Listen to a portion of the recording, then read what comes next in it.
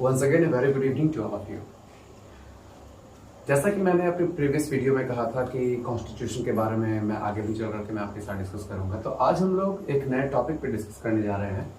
आज का हमारा सवाल है कि हमारे कॉन्स्टिट्यूशन में जो फंडामेंटल राइट्स हैं वो कौन कौन से राइट्स हैं और उन्हें किन किन आर्टिकल्स के अंतर्गत रखा गया है। वैसे मैं अपनी आज की टॉपिक शुरू करने से पहले मैं आप लोगों से बता देना चाहता हूं कि आज की टॉपिक हमारा पार्ट 2 है कॉन्स्टिट्यूशन पे। तो जो भी स्टूडेंट्स हमारा पार्ट 1 नहीं देखे हैं वो पार्ट 2 को देखने से पहले आप लोग पार्ट 1 में जरूर जाएं।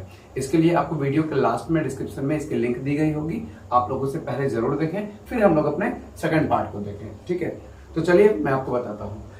फंडामेंटल राइट्स, जिसको कि हम लोग हिंदी में क्या कहते हैं, हमारा मौलिक अधिकार। आखिर ये मौलिक अधिकार क्या है? सबसे बड़ी बात है, आखिर ये हमारा फंडामेंटल राइट्स क्या है? फंडामेंटल राइट्स, मौलिक अधिकार जो कि हमें कॉन्स्टिट्यूशन के द्वारा दिए गए हैं, ये हमें उस वक्त दिया गया था जिस वक्त, जैसा कि मैंने पहले भी बता रखा है, कि हमारे देश को एक सूत्र में बांधने की जरूरत थी। हमारे देश को एक ऐसे नियम में बांधने की जरूरत थी जहां से कि इस देश के अंतर्गत रहने वाले तमाम लोग अपने आप को कंप्लीटली फ्री और कहीं ना कहीं अपने आप को आगे बढ़ता हुआ वो देख सके, वो महसूस कर सके। उनके दिल में कहीं ना कहीं ये डर ना हो कि कहीं फिर से हमारे ऊपर कहीं किसी दूसरों का शासन ना हो जाए। हमारे संविधान ने हमें इस डर से निकाला। हमारे संविधान ने हमें आने वाली पीढ़ियों के साथ खुद को स्ट्रांगली, ये कह सकते हैं कि अपने आप को स्ट्रांग बिहेव करने के लिए, अपने आप को स्ट्रांग उनके सामने रिप्रेजेंट करने का एक मौका दिया। और वो मौका हमें दिया गया हमारे इसी फंडामेंटल राइट्स के थ्रू, हमारे इसी मौलिक अधिकार के थ्रू, जिसके बारे में कि अभी हम लोग चर्चा करने जा रहे हैं। अभी जो हम लोग फंडामेंटल राइट्स के बारे में चर्चा करने जा रहे हैं, इसमें जो भी फंडामेंटल राइट्स मैं अभी आपके सामने डिस्कस करने जा रहा हूं, ये हमारे कॉन्स्टिट्यूशन के अंतर्गत आर्टिकल 12 से आर्टिकल 35 के अंतर्गत इसको रखा गया है। तो चलिए एक एक करके हम लोग इस फंडामेंटल राइट्स के बारे में बातें करते हैं और इनमें आने वाले वर्ड्स, जैसे मैं अभी बता दूं, जैसे कि इसमें एक शब्द आ रहा है हमारे सामने आर्टिकल। तो ये आर्टिकल क्या है, इन सारी चीजों के बारे में हम लोग अपने आने वाले वीडियोस में एक एक करके बातें करेंगे। तो चलिए पहले हम लोग आज के इस टॉपिक पे आते हैं और देखते हैं कि हमारा फंडामेंटल राइट्स क्या है। और ये 12 से 35, दैट मींस कि 12 to 35 आर्टिकल्स के बीच में आखिर किस आर्टिकल में एक एक करके इंडिविजुअल आर्टिकल्स को प्लेस किया गया है, एक एक फंडामेंटल को राइट्स को प्लेस किया गया है। चलिए सबसे पहले हम आपके सामने रखने जा रहे हैं राइट टू इक्वालिटी। सबसे पहला जो हमारा फंडामेंटल राइट्स है वो क्या है? हमारा राइट टू इक्वालिटी। पहले मैं आपके सामने में एक एक फंडामेंटल राइट्स को मैं रखता हूं, उसके बाद मैं आपको बताऊंगा कि ये किस आर्टिकल में इसको प्लेस किया गया है। दूसरा हमारे सामने जो आर्टिकल है और इसके अंतर्गत जो रखा गया है वो रखा गया है right to freedom. Right to freedom. तीसरा जो हमारे सामने आता है वो हमारे सामने आता है राइट अगेंस्ट एक्सप्लॉयटेशन।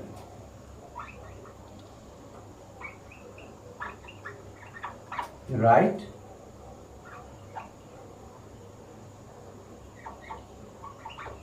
अगेंस्ट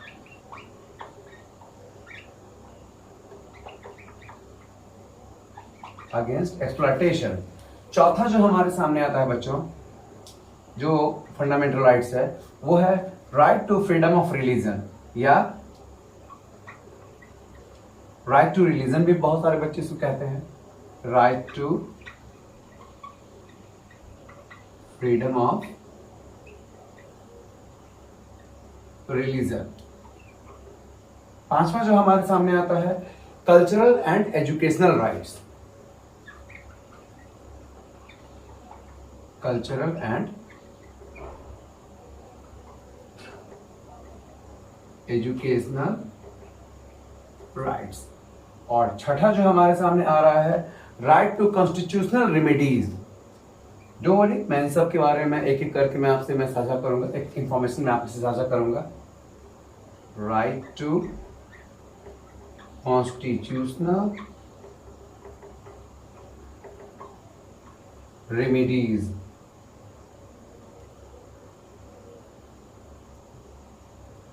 ठीक है, तो ये हमारे सामने फंडामेंटल 6 राइट्स जो कि कॉन्स्टिट्यूशन के द्वारा हम भारतवासियों को दिए गए, जिससे कि हम अपने आप को भारत देश के अंतर्गत स्ट्रांग फील कर सके, ये महसूस कर सके कि ये देश हमारा है। इसमें चलिए, राइट टू इक्वालिटी जो कि हमें समानता का अधिकार देता है, राइट टू फ्रीडम जो कि हमें खुल के आजादी से जीने का हक देता है, और इसी तरह से डिफरेंट मैंने यहाँ पे राइट्स लिखे हैं। अब चलिए मैं आपको ये बात साझा करता हूं कि आखिर इन राइट्स को, जैसे मैंने पहले बताया था कि आर्टिकल 12 to 35 के बीच में प्लेस करा गया है, तो आखिर किन राइट्स को किन में प्लेस करा गया है वो मैं बताता हूं। चलिए एक एक करके हम लोग इसको नोट करते हैं।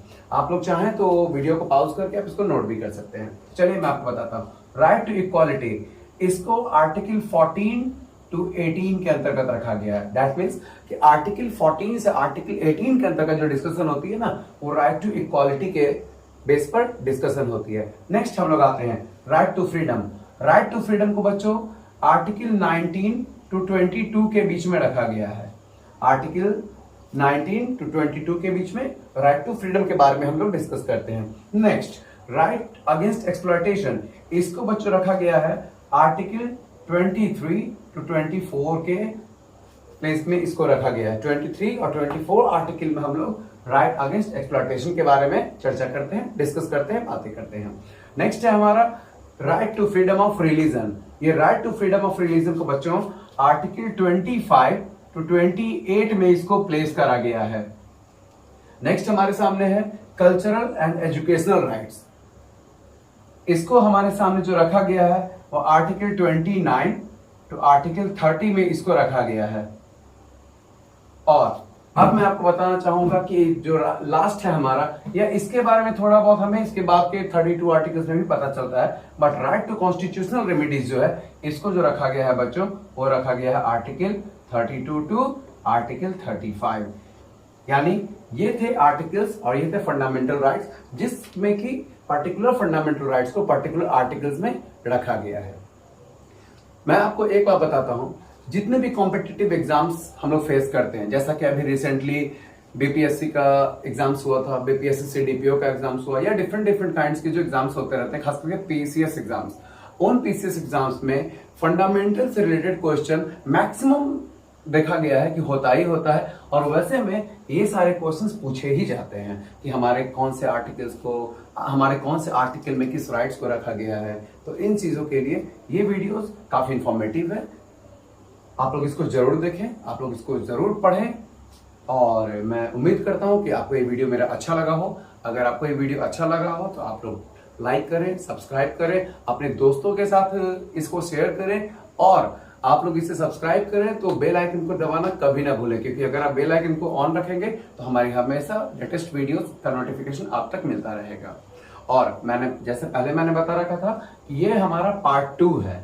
दैट मीन्स कि इसके पहले ही पार्ट 1 हम लोगों ने इसी टॉपिक पे, the making of constitution of India पे हम लोगों ने तैयार करा है, जिसको कि अगर एक बार आप लोग पहले देखेंगे तो उसके बाद आपको ये काफी बेहतर समझ में आएगा, जिसका कि डिस्क्रिप्शन में आपको इसका लिंक दिया जा रहा है, तो आप उसको जरूर से जरूर देखें।